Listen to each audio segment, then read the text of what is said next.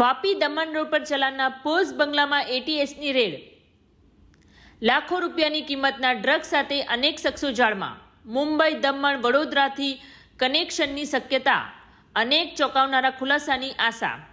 વાપી શહેરમાં નશાખોરીના કાળા કારોબાર પર ગુજરાત એટીએસે મોટો પ્રહાર કર્યો છે।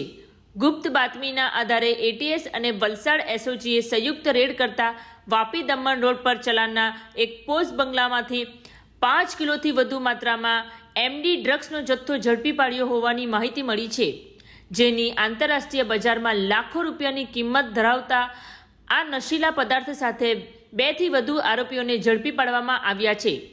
પ્રાથમિક તપાસમાં ખુલ્યું છે કે આ બંગલામાંથી વાપી તેમજ આસપાસના વિસ્તારોમાં ડ્રગ્સનું જાળું ફેલાવવામાં આવ્યું હતું। સૂત્રો મુજબ આ ગેંગનું કનેક્શન મુંબઈ, દમણ અને વડોદરા સુધી હોવાની શક્યતા છે।